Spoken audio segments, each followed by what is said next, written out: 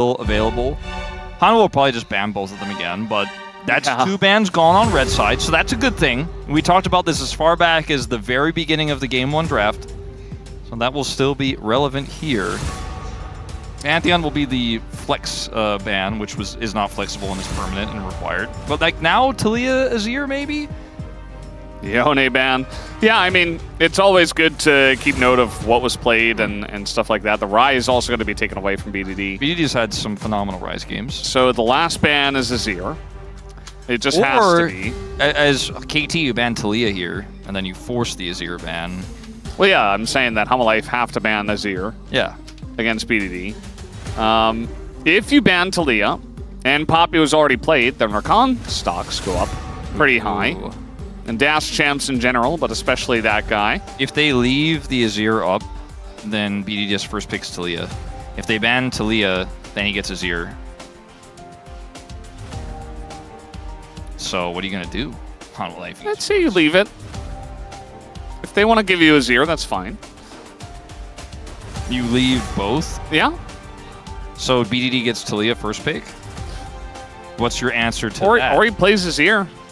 I don't know. I mean, I like the Scion ban too. It feels throwaway, but especially with Trundle gone, that's like the most. That's like kind of the obvious reason you would. It's not like a. It's also a perfect special, you know. Yeah, it's not something that's going to take over a game, but like, yeah.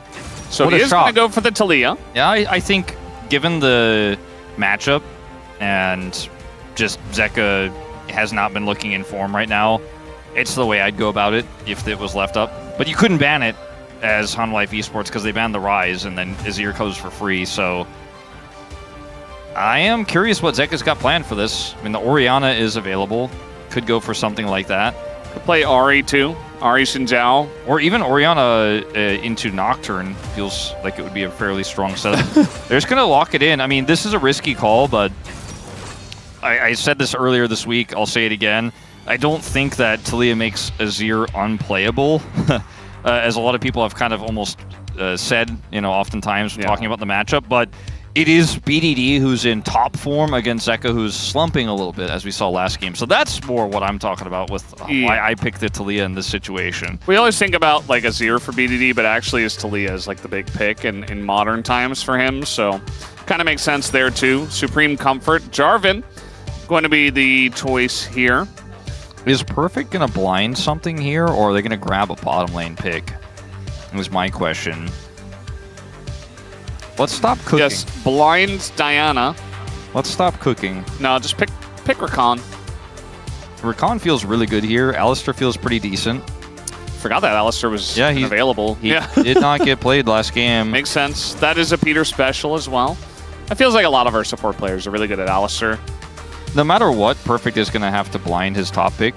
So, you know, in this situation, too, it's awkward to pick something that you think is going to crush Alistar because you only get one half of the duo. I really like this Alistar angle. Will be Rakan to follow up. Not quite as strong in this draft for Hanwha, though, as I think it could have been for KT, especially because you're playing into Talia. Yeah. It's safe into Jarvan, but not 100% sold on this one.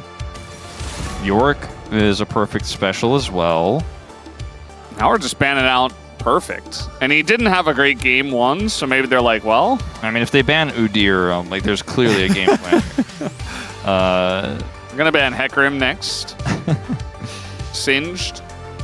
The bottom lane is very open-ended, but I like for KT ROLSTER, Xena, I feel like was pretty good for them because they have a pretty strong front line, but Jinx feels pretty insane here as well, just because you have so much pick setup. Even into like almost anything, even blind, it feels pretty good. And you know, I think on the side of Hanwha Life Esports, trying to figure out how to get on top of that Jinx with all the peel tools available would be quite tricky. Xayah makes a lot of sense. Maybe they just ban Ezreal though, and say Cataclysm value is going to be high. That's what they do, which is not a shocker. Viper, what is he going to play here? I mean, there's a decent amount. Oh, the Corki's available. It's not going to be going into any Senna because the Senna's banned, but it does feel like it's next on the tier list. It's very safe. You know, like Xayah has her ult, Ezreal has Arcane Shift, Corki has Valkyrie. So Yeah. Sivir is so good in this angle, though. You know, I was talking about the Jinx, but if you just control the map in the mid lane, Corki's going to struggle to match that, and you have Weaver's Wall, it is pretty tough. This is a bold call, though, the blind Jace, when Perfect's performances haven't really been strong since the end of regular season, or rather the end of round 2. Like, Road to MSI, he fumbled there. Cassante. It's going to be a strong matchup into Cassante in the early laning phase, but Cassante is quite strong into Jace when we get to later on in the game, and also isn't going to care if he gets shoved or cataclysmed. He just... Out in this draft, let's hop onto the Rift for game number 2.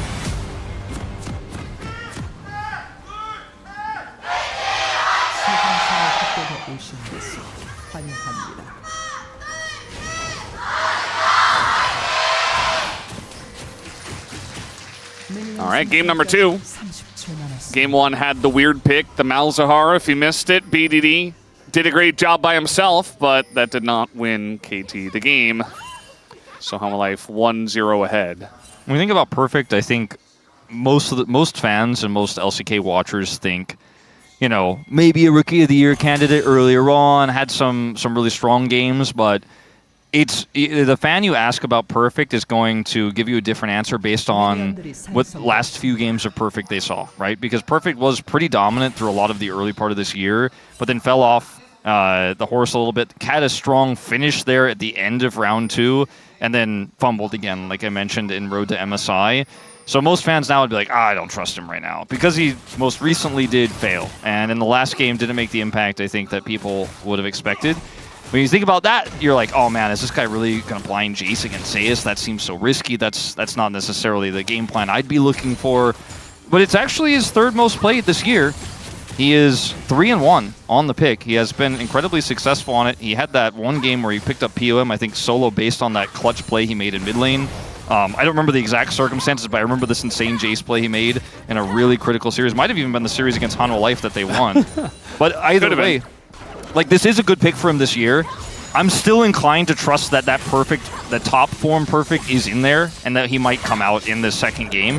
But I think that's a huge crux of this draft, that they blind that, Cassante comes through, and now if he doesn't get massively ahead, or if he doesn't actually thread the needle on some of these or find the perfect angles, this pick falls so flat to me, Valdez, and that's part of why I look at Hanwha Life Esports draft and I look at the safe Corki, the engaged tools they have, the relatively vulnerable Jace, honestly, compared to the other picks, and go, this is going to be make or break in this game. Yeah.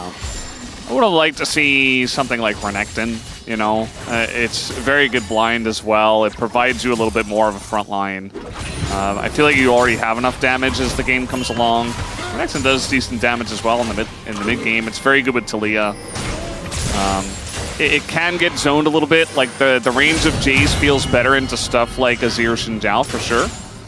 But yeah, especially for Perfect into Zeus, that might have been where I would have gone. But at the end of the day, it's Perfect's choice, and his discussion with the coaches led us to this. So very much excited to see what he can get done on this Jace. All right, I mean, I just wanted to do my due diligence to talk about this for a minute before we just talk about BDD the whole time. Yeah, I mean, honestly, Duck Tommy's going to clear waves. He's just so handsome. There we go. The Korean commentators just finished. Wow. Well, and now we're back to BDD glazing only. What a perfect. Yep.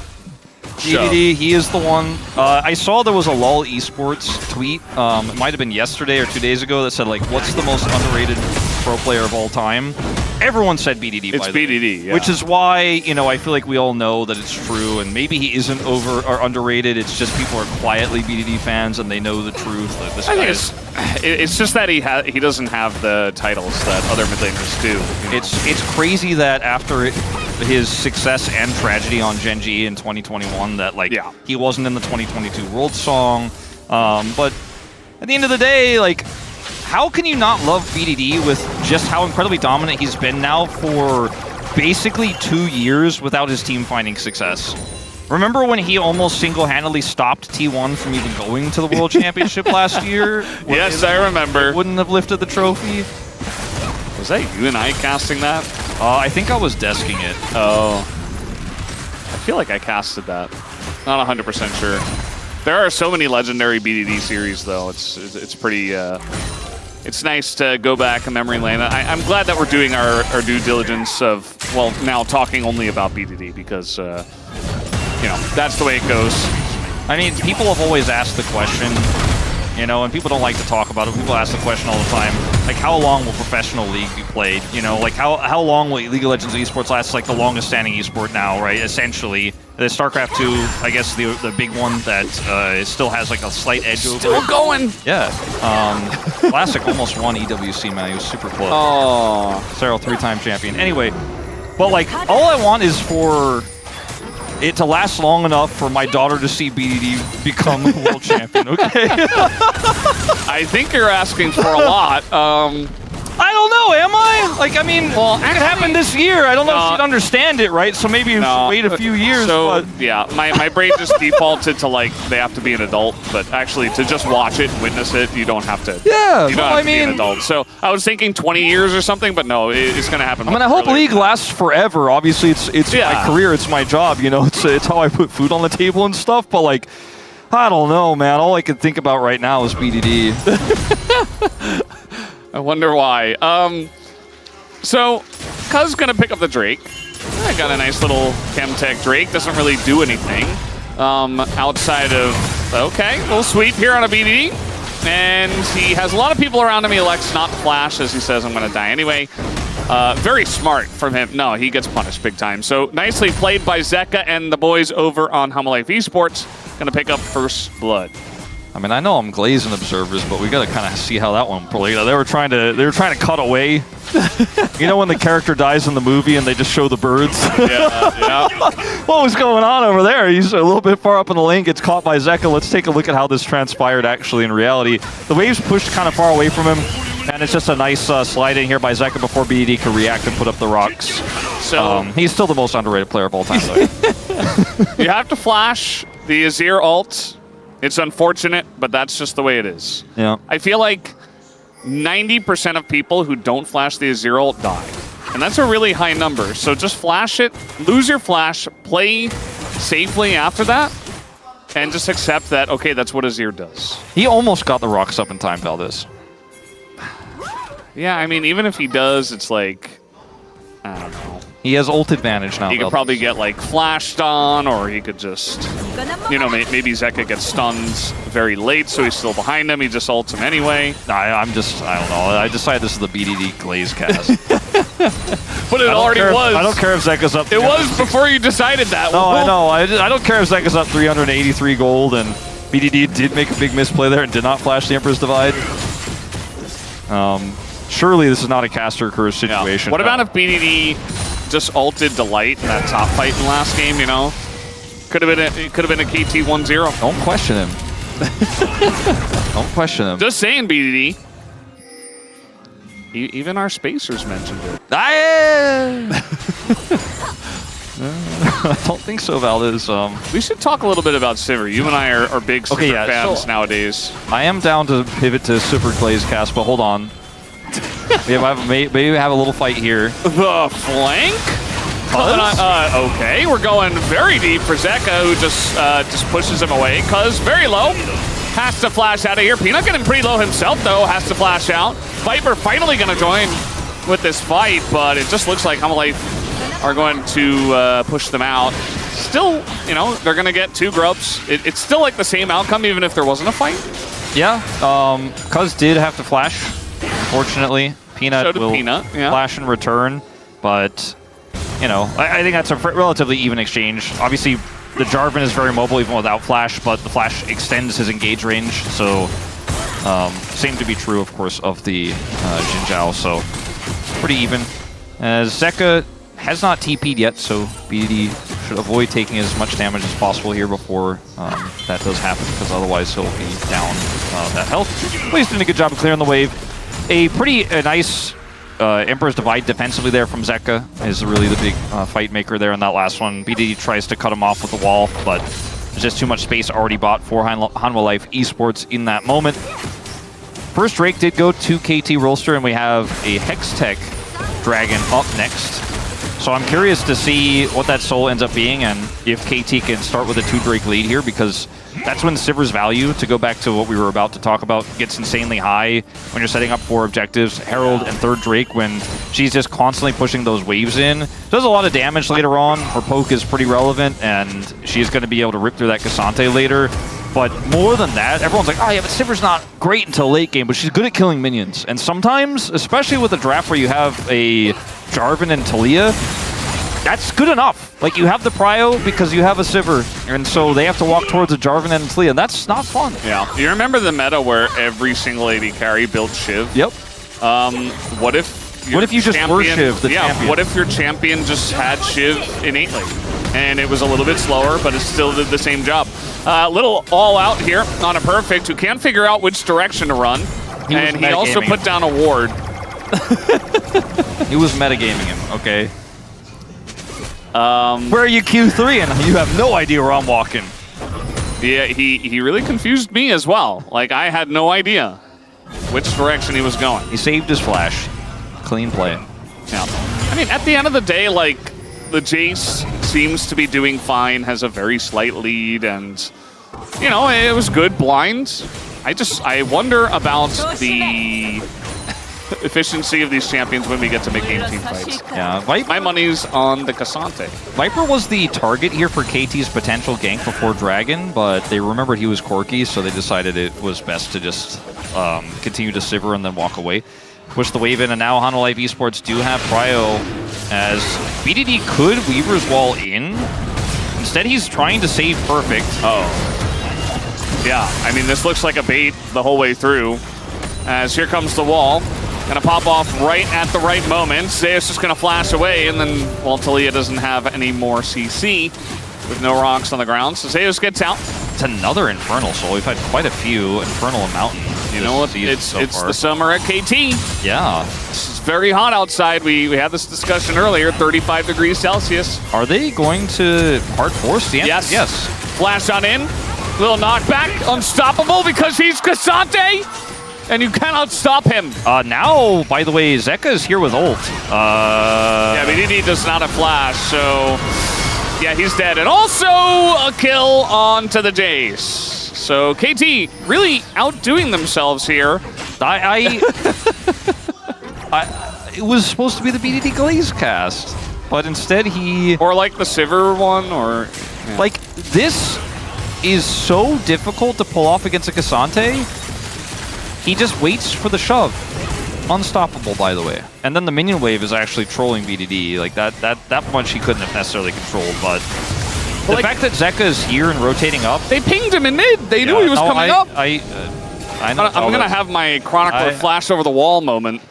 Flash over the wall! Like, they pinged him in mid! Like, they knew! I mean, also, even before that, the fact that BDD wasn't showing in mid and they didn't Weaver's Wall for the Dragon should have been a pretty big tip for Zeus, which it was, that he was going to go up and try to gank, but it took so long to get there that the first gank attempt didn't work, and then Zeus is like, well, obviously he's going to double down or leave. Either way, we win. And Zeka has so much time to react to that, so I think KT playing a little bit tilted in this one. Surely that's the only reason BDD made those decisions. Are they jet-lagged? Yeah, KT are jet-lagged. Yeah, must be. I think it's just a really tough schedule for them. They had to play Road to MSI. Yes. That must be it. They had to play Road to MSI, Valdez. They had to travel to Busan. You'll understand. And then they like took a... Maybe they went somewhere on vacation, you know? Took a little flight over to Vietnam or something. There just wasn't enough time between the events. Yeah. Peter's in there. And he is going to have to ult. He's getting quite low. Look at the soldier just chipping away. I mean, they almost killed him just like that. Now Duck Dom's like, surely I can save you. And I think, oh, okay. In goes Delight. And down goes Delight. Okay. Don't steal the kill from Duckers, cuz! Look at Delight's face. He knows. What does he know? Bittersweet. Yeah, it was very close. He didn't heal. Probably I'm sure if he had that set, actually, at the time when he went in, I wasn't looking at his sums. Maybe he didn't, but I'm being facetious anyways.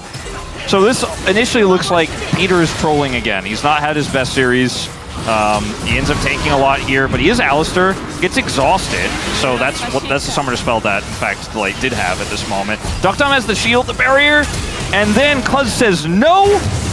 And then Cuz says, well, thank you. I'm taking that one because I saved it. Peter did too. He headbutted him away right at the last moment. He's laughing because he knows the game state is still very much in Hanwha Life Esports' favor. He was saying he got the flash. So, worth? Maybe, Valdez. Yeah, maybe. Perhaps. They are going to... It is 80 carry class. So watch this. Watch Duckdom clear this wave. I'm watching. Look at it. It didn't last very long, did it? It didn't, no. So let's see how KT use that prio. They are 1,500 gold down, but maybe BDD will get an item soon, and they can use that prio. Herald is up. BDD does not have TP, though, and Zeka does, so I just don't think KT can fight this. But they did clear mid and get prio with Sivir. Delight is like, he still doesn't have flash. I'll take advantage of that. I remember in draft, I mean, this game is not about draft. I want to make that supremely clear. But when they gave Zeka Azir, who got buffed, and he's now 2-0, like, this Azir might just take over the game. Oh yeah, I mean, this is going to be really difficult to handle. It's not because the Azir is impossible to deal with, but he did find the proactive catch on BDD who didn't flash, right? He found the catch topside there on BDD, and perfect as well, when they decided to go for the second follow-up there onto the Cassante. And so the circumstances were right, because KT made some errors for this Azir to become big. And like you said, he's buffed, he's big, he's got his Nashor's Tooth. He's looking for that second item here very soon. And KT are just holding on to that Sivir prio, man. Yeah. Sivir prio, let's hold this Drake. They're going to have to face check. Yep, Delight doesn't have his flash either, but he is Rakan. He's going to charm everybody up and get away. Unless Cuz has something to say about it. No, he dashes away from the spear and finally dies to the flag. But you only got Rakan for all of that, and you had the gank rush. Yeah, well, Cuz is going to be asking his teammates what their KDA are, because he's clearly a Rakan Slayer. It's too real. He's clearly the Rakan Slayer. He said, not slippery enough to get away from me. And then the rest of the KT team falls apart and dies. Peter, is this the angle? I mean, he's just turning this one around on them. Like, BD has to flash away from him. Viper goes in. That's a kill for him. Make it number 2. Just give Viper the bomb and let's just admit our Preds were maybe just put it in now. Maybe our Preds were we were a little bit reading too much into the international competition, you know? Yes. Maybe Hanwha Life was just jet-lagged against Genji, and that's why they didn't play well. Yeah, maybe they were jet-lagged against AL as well. Yeah. It's possible. Yeah. So guys, Hanwha Life is just running circles around KT ROLSTER in this game. Game 1 was a little bit closer. There were some overextensions. Everyone was like, oh man, that was not Zeka's best game. But Zeka's having a pretty fun game on this one. Viper is going to keep making that sound because there's a weird bug with the replay on Corki. But he does a ton of damage in this fight. He's so safe, right? On this Corki. It was why we mentioned this pick is so good in this situation. And then, you know, finally, I guess you got him. And then he gets the turret. Peter engages onto him. He has flash, has barrier. By the way, does not need to flash in the initial outcome of this. Flashes for the kill. Flashes for the kill. Didn't have Valkyrie, by the way, either. Yep. Aggro flash. The Talia build does not give you that much damage at this point in the game. Well, he went unstoppable for the shove, and then he dashed over the rocks. So Zeus does get stunned by something. A little bit of a chase on the Delight. It's just a big... He knows that... middle from KT to get this bottom turret. Zeus knows that BD is the most underrated player of all time. He's just trying to buff his damage stats. He's trying to give him some more damage there. He may still be, even after this game. Yeah. Well, he gets the turret. He might be even more underrated after this one, you know? His ratings, I don't know how he'll be underrated on Poo-Poo or not after this one. Duckdom, that's not the angle! Okay, the engage cone from Duckdom and your Sivir, so you shouldn't be doing that. Got Delight Sold worth. Yeah. Flash. It's okay, Valdez. He had Spell Shield, Flash, and Ult. He was always safe in case they were there. Totally fine. Absolutely calculated, and he knew the whole way down. He was tracking them. He knew there's a small chance they're there, but I still get out. Viper is taking over this game. Perfect, hit a Cassante a lot. If you remove that, it's not looking good here for KT. He's still hitting Cassante a lot, BDD, to try to get those numbers up. They're going up, see? Yeah. He's trying to buff those stats. Zeus is really, he's like, man, BDD's underrated. Let me just eat this threaded volley real quick. It's just a competition between Viper and Zeka to see who's going to be most fed in this game. Right now, it's Viper very slightly, I think it was. You know, this is my confession to everyone that I know that my pred was wrong. Like, it was actually incorrect.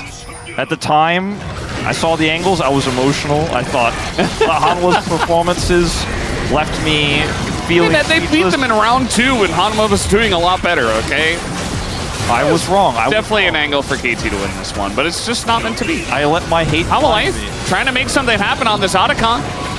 Getting some of those resistances taken away. They don't seem to care, though. This is going to be up to Cuz to look for the steal. Where's the wall?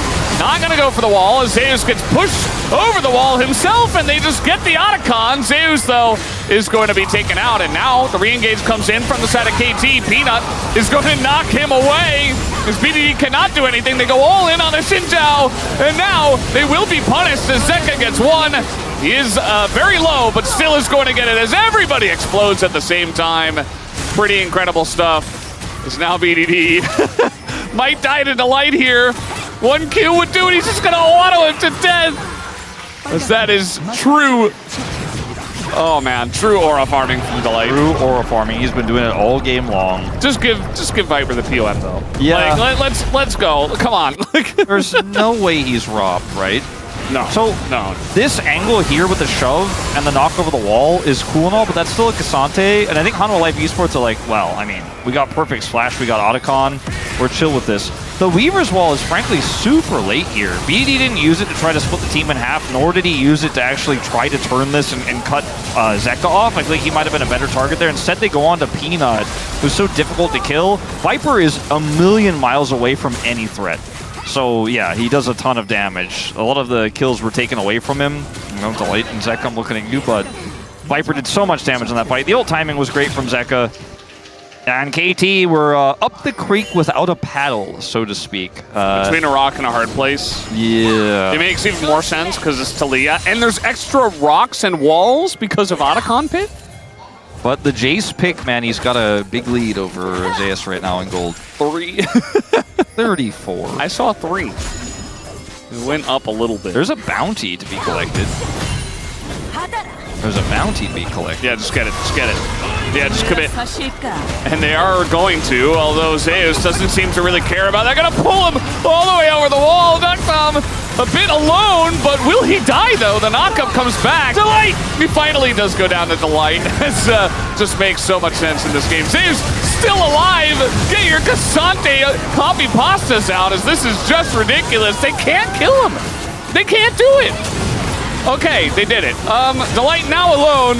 He's going to hop away as the rocks are a little bit late. And Zeka's, yep, okay, I'm killing the turret. He does that because he knows the observers are showing that he's still getting value despite the shenanigans. He's like, and the observers should be panning right about now. It was perfectly timed. And this fight could still be won by Peanut. Peanut, we're going in deep. Yeah. We're going in very deep. He's got Delight with him. BDD is just not farmed enough. He can't do enough damage. Peanut's like, Peanut's like, okay, I got to set up to go on Talia next. Yeah, Delight just comes back. Okay, very nice shove, though, and Peanut might be in a bit of trouble this time, as Cuz will take the kill once again. Cuz keeps stealing the kills, man. I mean, I know you want to secure that, and it's very close. It's very tense, but doesn't he know PDD's the most underrated pro gamer in League of Legends history? All right, this was actually, like, this is comedy to me. Obviously, the fact that, like, they commit a TP to get a bounty turret, and then they're like, all right, we get Zeus here, when the rest of Hanwha Life Esports can rally so quickly up to the top side here, and Cassante is just unkillable. It's hilarious. It's very funny to me. But then, instead of just taking the W here, Hanwha Life Esports, Space Peanut, decides that they will force this to work no matter what. Because Rammus emotes are happening in the bottom lane, and Zeka's still got the inner, and he's pushing the inhibitor turret, right? Yeah. The Light's getting so fed in this game, man. He is pretty big. But Zeka, you know, he doesn't have TP. He's just gonna send that wave to the bottom lane, and then Peanut and Delight get shoved, and Cuz takes the kill. But at the end of the day, I don't know if we really needed to take matters that deep. I don't think Hanwha would care. They're 6,000 gold ahead. Bounties are still up, but and they're very close to getting Infernal Soul. It's entertaining, Valdez. So it is. I think, to be honest, all the players are having a lot of fun right now. Zeka gonna dash in as Peter is waiting in the wings. And then he is leaving from the wings. He is no longer in the wings. Delight here, looking for more kills, has 3 already. Assassin Rakan. He's just dodging the Alistar. Oh boy. Yeah, Peter in a lot of trouble here. He just dies to the true damage of the Corki. See you later. Not entirely sure about the setup there, but I mean, it's desperation, right? You don't have a lot of vision. You're trying to fight in this choke point. It's just that Viper is a Fountain Laser already in this game. So is Zeka, and this Baron is already gone. Yeah, pretty much. They're just going to go for the turn, though, instead. Cuz is taxied out of this one. Zeka, he says, the hell with the Baron. I want to get more kills. I only have, what, like 5? Need a bit more. Ooh! A little lethal tempo, a little bullet over the top was not enough with the barrier in the way. And they did get the Baron after all. They still did get the Baron. They only split half off the Baron for the turn. The rest stayed and took it out. KT, the Nexus is alive. And that's where the good news stops in this one. Now down 9,000 gold. 5 kills still for Zeka, as you said. He's not doing a whole lot of assisting. He's just doing a lot of the killing in this one. Peter, is this the angle? No, Peter, that's not the angle. He's still trying to figure it out. Friendly neighborhood Peter Man. Yeah. Just shows up. The Peter Man is so friendly. The pizza is late. Oh, God. Well, the damage. You know, BDD's doing a lot of damage. He's got that going for him. Zay is surprisingly low damage in this game for how much he's hit people while surviving forever. Cassante should do more damage, I agree. We should buff Cassante. I am going to just stay silent on that one. You know, after games like this, I think players look at it and they're like, wow, Cassante's OP, actually, still. I'm going to play Cassante. Like, I think we're going to see a little upsurge in Cassante. You know, if there were like a Cassante or like a champion stock market, it would be like, okay, got to buy those Cassante stocks right now. Yeah. Or you might even be too late. Like, it might have already surged up. Might have jumped up like 5% already. BD looking locked in on the player cam. He's got maybe the last flank angle of the game here to potentially find something if he can get a Weaver's Wall to cut this team off or cut them in half on their retreat. But Hanwha Life Esports are going to play respectfully. They obviously want to use this Baron to get an inhibitor, but they're not going to risk control over the game over it when they can just go back and take Infernal Soul for free, which is more permanent of a win than an inhibitor itself. And Zeka's like, Sun Disc turret OP. I don't think he was paying attention. He was just like hitting the Sun turret, talking to his teammates, and nearly died to Zeka. And dying to Zeka. No. Zeka, it feels like he's so desperately trying to get more kills. There's that Weaver's Wall. But he just can't. He just can't do it. 5 is going to be where he's stopped. Is okay. Little shutdown on the 2, and there you go, Zeka. You finally found the angle to pick up some more, but all the kills went to Viper anyway. Just give this man the palm, and maybe just give him the penta on top of it, as he'll pick up the quadra. And I don't think BDD has any reasons to give it over, though he will try to stop this wave from pushing in and ending the game. Double cannon minion means I don't think he can, though.